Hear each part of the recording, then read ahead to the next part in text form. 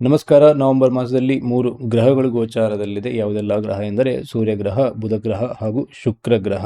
ಇನ್ನು ನಿಮ್ಮ ಕರ್ಮಸ್ಥಾನದಲ್ಲಿ ಹುಣ್ಣಿಮೆ ಆಗ್ತಾ ಇದೆ ನವೆಂಬರ್ 5ರಂದು ಹಾಗೂ ನವೆಂಬರ್ 20ರಂದು ಅಮಾವಾಸ್ಯೆಯಲ್ಲಿ ಆಗ್ತಾ ಇದೆ. ಅಂದರೆ ವಿಚ್ಚಕ ರಾಶಿ, ಅದು ನಿಮಗೆ 5ನೇ ಮನೆ. ಇನ್ನು ಗುರು ಲಗ್ನದಲ್ಲಿದ್ದಾರೆ, ಶನಿ ಭಾಗ್ಯಸ್ಥಾನದಲ್ಲಿದ್ದಾರೆ, ಕುಜ ಪಂಚಮದಲ್ಲಿದ್ದಾರೆ, ರಾಹು ಅಷ್ಟಮದಲ್ಲಿ, ಕೇತು ದ್ವಿತೀಯದಲ್ಲಿ. ನೋಡೋಣ ಈ ಗ್ರಹಗಳ ಸ್ಥಿತಿಗತಿಯಿಂದ ಕರ್ಕ ರಾಶಿಯವರ ನವೆಂಬರ್ ಮಾಸದ ಭವಿಷ್ಯ ಹೇಗಿದೆ ಎಂದು.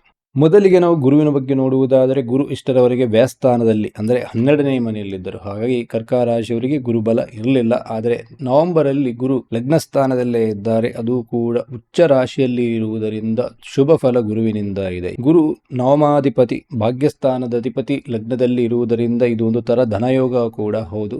ಗುರು ಸಂಪತ್ತಿನ ಕಾರಕ, ಹಾಗಾಗಿ ಸಂಪತ್ತು ವೃದ್ಧಿಯಾಗುವುದು. ಕರ್ಕ ರಾಶಿಯವರಿಗೆ ಗುರು 6ನೇ ಮನೆ ಅಧಿಪತಿ ಕೂಡ ಹೌದು. ಹಾಗಾಗಿ ಶತ್ರುಗಳ ನಾಶ ಆಗುತ್ತದೆ. ನೀವೇನಾದರೂ ಸಾಲ ಮಾಡಿದ್ದರೆ ಅದನ್ನು ಹಿಂದಿರುಗಿಸುವಂತಹ ಅವಕಾಶ ಕೂಡ ಬರುತ್ತದೆ. ಇನ್ನು ಅನಾರೋಗ್ಯ ಏನಾದರೂ ಇದ್ದಲ್ಲಿ ಚೇತರಿಕೆ ಇದೆ. ಹಾಗೂ ಎಲ್ಲಕ್ಕಿಂತ ಮುಖ್ಯವಾಗಿ ದೇವರ ಸಹಾಯ ಕರ್ಕ ರಾಶಿಯವರಿಗೆ ನವೆಂಬರ್ ಮಾಸದಲ್ಲಿ ಇದೆ. ಹೀಗೆ ಶುಭ ಫಲ ಗುರುವಿನಿಂದ. ಮುಂದೆ ನಾವು ಯೋಗಕಾರಕ ಗ್ರಹ 5 ಮತ್ತು 10ನೇ ಮನೆಯ ಅಧಿಪತಿ ಕುಜಗ್ರಹನ ಬಗ್ಗೆ ನೋಡುವುದಾದರೆ, ಕುಜಗ್ರಹ ಪಂಚಮ ಸ್ಥಾನದಲ್ಲಿದ್ದಾರೆ, ಸ್ವಂತ ಮನೆಯಲ್ಲಿದ್ದಾರೆ.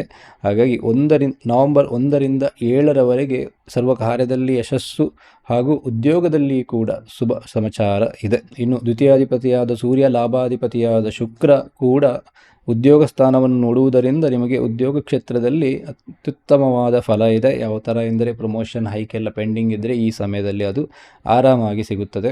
ನವೆಂಬರ್ 7ರಿಂದ ಕುಜ ಅಸ್ತಂಗತನಾಗುತ್ತಿದ್ದಾನೆ, ಅಂದರೆ ಸೂರ್ಯನಿಗೆ ತುಂಬ ಹತ್ತಿರವಾಗಿರುವುದರಿಂದ ಇವನ ಶುಭ ಫಲ ಅಷ್ಟು ಸರಿಯಾಗಿ ಕಾಣಿಸುವುದಿಲ್ಲ ನಿಮಗೆ. ಇನ್ನು ಶತ್ರುವಿನ ಜೊತೆ ಇರುವುದರಿಂದ, ಅಂದರೆ ಬುಧ ಕುಜ ಗ್ರಹಕ್ಕೆ ಶತ್ರು, ಹಾಗಾಗಿ ಅವನ ಜೊತೆ ಇರುವುದರಿಂದ ಮಾತು ಸ್ವಲ್ಪ ಕ್ರೂರವಾಗಿರುತ್ತದೆ. ಬೇಡದಿದ್ದ ವಿಚಾರಕ್ಕೆಲ್ಲ ನೀವು ಮೂಗು ತುರಿಸುತ್ತೀರಾ. ಇನ್ನು ಭಾಗ್ಯಸ್ಥಾನದ ಗುರುವಿನ ಪಂಚಮ ದೃಷ್ಟಿ ಕುಜನ ಮೇಲೆ ಇರುವುದರಿಂದ ಈ ಅಶುಭ ಫಲಗಳ ಪರಿಣಾಮ ಪ್ರಮಾಣ ಕಡಿಮೆ ಆಗಿರುತ್ತದೆ. ಮುಂದೆ ನಾವು ಶುಕ್ರನ ಬಗ್ಗೆ ನೋಡುವುದಾದರೆ, ಸುಖಾಧಿಪತಿ ಹಾಗೂ ಲಾಭಾಧಿಪತಿ ಸುಖಸ್ಥಾನದಲ್ಲೇ ಇದ್ದಾರೆ. ಸ್ವಂತ ರಾಶಿ ಮೂಲ ತ್ರಿಕೋನ ರಾಶಿಯಲ್ಲಿ ಇರುವುದರಿಂದ ಇಲ್ಲಿ ಕೂಡ ಶುಭ ಫಲ ಇದೆ ಕರ್ಕ ರಾಶಿಯವರಿಗೆ. ಯಾವ ವಿಚಾರದಲ್ಲಿ ಅಂದರೆ ಐಷಾರಾಮಿ ವಸ್ತುಗಳ ಖರೀದಿ ಮಾಡುತ್ತೀರಾ, ಹಾಗೂ ವಾಹನ ಖರೀದಿಗೆ ಕೂಡ ಸೂಕ್ತ ಸಮಯ. ಮನೆ ಕಟ್ಟುವ ಆಲೋಚನೆ ಕೂಡ ಬರಬಹುದು, ಅದಕ್ಕೆ ಬೇಕಾದಂತಹ ಅವಕಾಶಗಳು ಸಿಗುತ್ತದೆ. ಇನ್ನು ಅಮ್ಮನ ಆರೋಗ್ಯ, ಪತ್ನಿಯ ಆರೋಗ್ಯ ಕೂಡ ಚೆನ್ನಾಗಿರುವುದು. ಕರ್ಕ ರಾಶಿಯವರಿಗೆ ಚಂದ್ರನ ಸ್ಥಿತಿಗತಿ ತುಂಬಾ ಮುಖ್ಯ. ಯಾಕೆಂದರೆ ಚಂದ್ರ ನಿಮಗೆ ಲಗ್ನಾಧಿಪತಿ. ನವೆಂಬರ್ 5ರಂದು ಹುಣ್ಣಿಮೆ ಇದೆ ಮೇಷ ರಾಶಿಯಲ್ಲಿ, 10ನೇ ಮನೆಯಲ್ಲಿ ಹುಣ್ಣಿಮೆ ಆಗುವುದರಿಂದ ಉದ್ಯೋಗ ಕ್ಷೇತ್ರದಲ್ಲಿ ನಿಮ್ಮ ಮನಸ್ಥಿತಿ ಚೆನ್ನಾಗಿರುವುದು. ನಿಮಗೆ ಬೇಕಾದಂತಹ ಕಾನ್ಸಂಟ್ರೇಷನ್, ವಿಲ್ ಪವರ್ ಎಲ್ಲ ಸಿಗುತ್ತದೆ.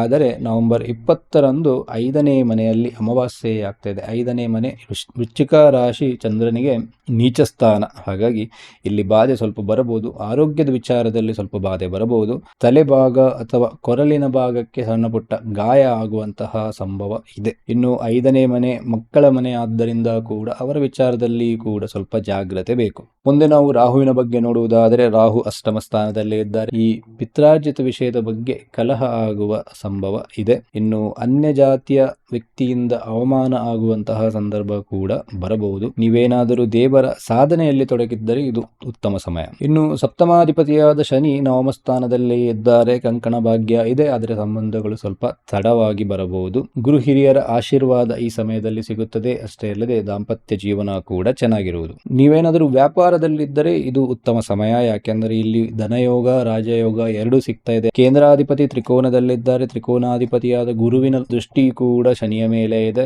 ಈ ಕಾಂಬಿನೇಷನ್ ವ್ಯಾಪಾರಕ್ಕೆ ತುಂಬಾ ಒಳ್ಳೆಯದು. ನೀವೇನಾದರೂ ಉಕ್ಕು, ಕಬ್ಬಿಣ ಈ ತರದ ವ್ಯಾಪಾರದಲ್ಲಿದ್ದರೆ ಇನ್ನೂ ಉತ್ತಮವಾದ ಲಾಭ ಇದೆ. ಬೇರೆ ಬಿಸ್ನೆಸ್ ಅಲ್ಲಿ ಕೂಡ ಲಾಭ ಇದೆ. ಮುಂದೆ ನಾವು ಕೇತುವಿನ ಬಗ್ಗೆ ನೋಡುವುದಾದರೆ, ಕೇತು 2ನೇ ಮನೆಯಲ್ಲಿದ್ದಾರೆ. ನೀವು ಬಂದ ಲಾಭದಲ್ಲಿ ಒಂದಿಷ್ಟು ಅಂಶ ದಾನ ಮಾಡಿ, ಇಲ್ಲದೆ ಇದ್ದರೆ ಕೇತು ಅದನ್ನು ತಿಂದು ಬಿಡುತ್ತಾರೆ. ಹೀಗೆ ನಾನು ಇಷ್ಟರಿಗೆ ಹೇಳಿದ್ದೆಲ್ಲ ಗೋಚಾರ ಫಲಗಳು. ನಿಮ್ಮ ಮೂಲ ಜಾತಕದ ಫಲವನ್ನು ನೋಡಲು ಇಚ್ಛಿಸುವುದಾದರೆ ಸ್ಕ್ರೀನ್ ನಲ್ಲಿ ಬರುವ ಈ ಮೊಬೈಲ್ಗೆ ಕರೆ ಮಾಡಿ ಅಥವಾ ವಾಟ್ಸಪ್ ಮಾಡಿ. ಈ ವಿಡಿಯೋವನ್ನು ಪೂರ್ತಿ ನೋಡಿದ್ದಕ್ಕೆ ಧನ್ಯವಾದಗಳು. ಸರ್ವೇ ಭವಂತು ಸುಖಿನಃ.